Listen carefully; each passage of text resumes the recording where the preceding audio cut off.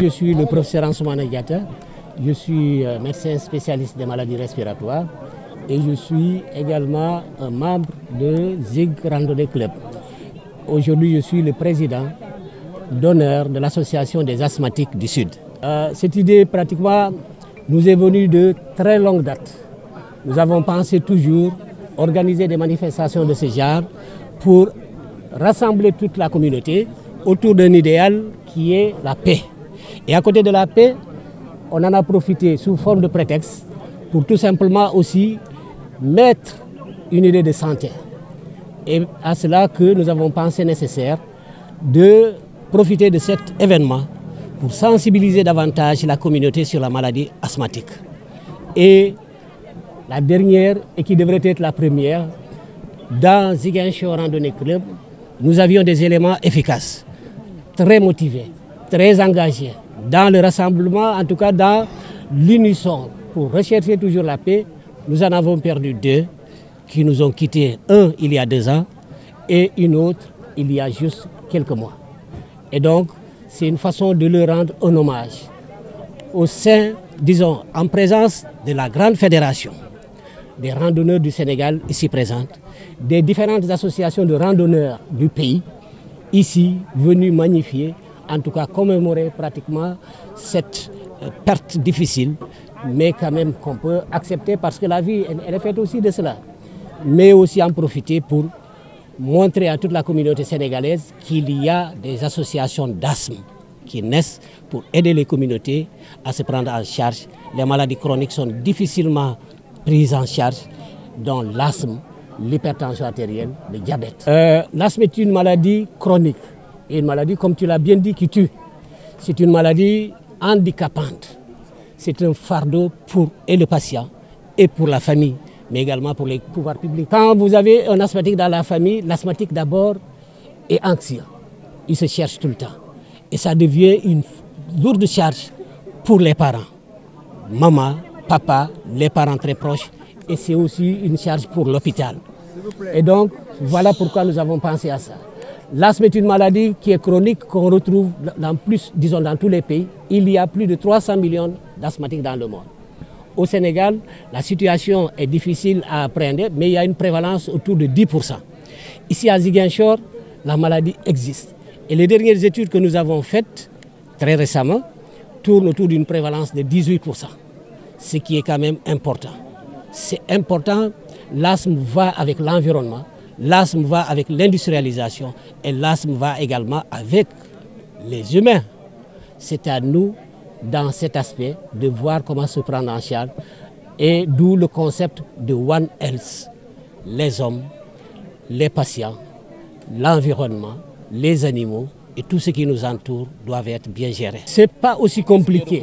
C'est ce qui est recommandé, c'est juste une hygiène de vie, une hygiène de bonne santé. C'est de tout éviter, d'être exposé à tous ces problèmes, à tous ces milieux ou tous ces facteurs qui peuvent amener la crise d'asthme ou qui peuvent amener l'installation de la maladie. Et donc ça, ce n'est pas compliqué. C'est à l'homme de comprendre d'abord quels sont les facteurs qui amènent à la maladie et de les éviter. Je ne peux pas m'étendre là-dessus parce qu'il y en a beaucoup, mais pensons-y et surtout la pollution atmosphérique, la pollution à l'intérieur des habitations, le bon tchouraï qui amène donc à tout un chacun d'être bien avec sa dulcinée, avec son épouse. Ce bon tchouraï-là est à revoir encore, c'est-à-dire comment l'organiser dans la famille pour ne pas que tout le monde en puisse en pâtir. En dehors de ceci, nous avons également notre façon de vivre dans notre environnement. On brûle des déchets un peu partout sans tenir compte de quoi que ce soit. Il y a l'industrialisation, il y a le transport avec, disons, des voitures qui émettent une pollution assez forte. Et quand on s'expose, il y a également nous-mêmes, les professionnels, nous tous, je ne parle pas de la santé seulement, chacun dans sa profession. Nous voyons qu'on ne prend pas, disons, les mesures nécessaires. Quand vous allez chez le menuisier, aucun masque. Quand vous allez dans une industrie, on utilise certains produits toxiques, aucune mesure de sécurité. Quand on revient maintenant à nous qui sommes dans la santé aussi, il y a certaines mesures qu'on doit adopter. Donc, plein de mesures, mais qu'on essaie d'expliquer à la communauté pour que la communauté soit sensibilisée là-dessus et pour qu'il y ait moins d'asthmatiques et d'un asthme contrôlé. Monsieur Ibrahima Djemé, président de la mutuelle de santé de l'État. Donc, cette randonnée d'aujourd'hui, nous l'avons accompagnée parce que nous avons un partenariat avec Ziguinchor Randonnée Club pour qu'on s'accompagne mutuellement, Ziguinchor Randonnée Club, dans ses activités et nous, mutuelle de santé de l'État, autour de notre centre médico-social de Ziguinchor que nous voulons animer. Nous savons que nous pouvons l'animer à travers les populations. Et Ziguinchor Randonnée Club réunit, n'est-ce pas, un tant soit peu de population autour des questions de santé et nous agissons sur la santé. En collaboration d'ailleurs, je le magnifie ici, avec l'UFR Santé de l'époque qui est devenue maintenant la fac de santé de l'Université Saint-Sec de Ziguinchor, qui sont venus pour magnifier cette collaboration, cette coopération, mais surtout informer les populations que la meilleure manière de se soigner, c'est d'éviter d'être malade. Or, pour éviter d'être malade, il n'y a qu'une seule voie, c'est d'abord un fait de comportement, comme l'a dit le professeur tout à l'heure, mais également exercer régulièrement des activités sportives, pas très chargées, mais qui vous permettent justement de réguler, n'est-ce pas, tous les pondérables, comme ils le disent en matière de santé, donc tension, etc., taux de sucre et tout. Si vous pratiquez du sport, pas à un rythme très méchant, ça peut vous permettre de maintenir une bonne santé. Et c'est ça, la mutuelle de santé a ouvert son centre, et ce centre est ouvert à toutes les populations. Il n'est pas seulement ouvert qu'aux seuls membres de la mutuelle. C'est ce que nous voudrons apporter également comme information. On a là-bas tous les services techniques, aujourd'hui en matière de santé. Pourquoi nous avons ouvert ce centre à Ziguinchor? C'était sous le conseil de ces professeurs qui nous ont dit Ziguinchor est un carrefour, pas loin de Gambie, pas loin de Guinée-Bissau, pas loin de Guinée. Et Ziguinchor est malheureusement très peu doté encore en infrastructure sanitaire. Nous avons dit on va accompagner l'État, on va accompagner Ziguinchor dans ses activités. Et aujourd'hui, je crois que le centre est en train de faire son bonhomme de chemin et nous devons faire vivre autour de ce centre, n'est-ce pas, une vie de solidarité, parce que nous sommes une organisation de solidarité, de partage, pour que toute la population de Ziguinchor en bénéficie. Cela, ce sera dans l'intérêt de tout le monde. Moi, c'est Elas Djedjou, donc je suis de Bignona. Je représente le parrain donc, du randonnée pédestre organisé à Ziguinchor par l'ensemble des clubs de randonnée pédestre du Sénégal. Donc je salue l'honneur qui nous a été fait donc, par le professeur Ansoumana Diatta donc, de choisir comme parrain Dr Boubacar Diallo. Dr Boubacar Diallo, pharmacien, donc fils de Bignona, qui est en train en tout cas d'œuvrer dans le social, mais aussi d'assister la jeunesse et la population du département de Bignona.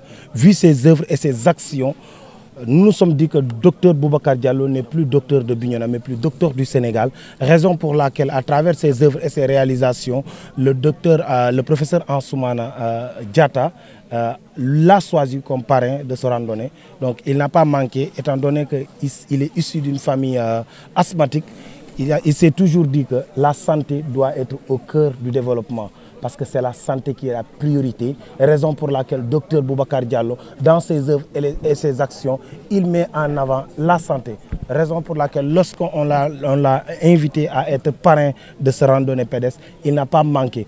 Et il invite tous les Sénégalais d'ici et de la diaspora de considérer les asthmatiques, de les prendre en considération au sein des familles, dans leurs actions, dans leur quotidien. Parce que comme on dit souvent, avoir un asthmatique dans la famille, c'est une charge de plus. Mais néanmoins, la santé doit être la priorité de l'ensemble des familles du Sénégal, mais aussi sans oublier les asthmatiques, parce qu'ils ont besoin d'une hygiène de vie. Donc on doit tenir en compte les comportements au quotidien.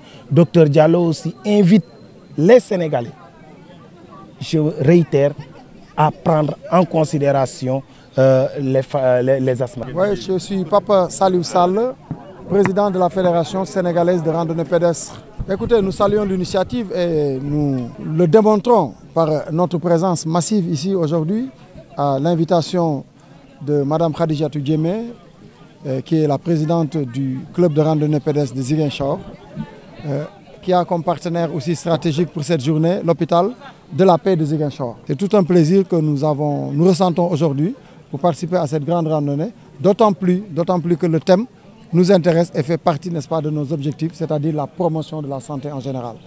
Aujourd'hui, nous parlons de la maladie qu'on appelle asthme et il y a beaucoup d'idées fausses qui sont, n'est-ce pas, répandues et développées à travers cette maladie.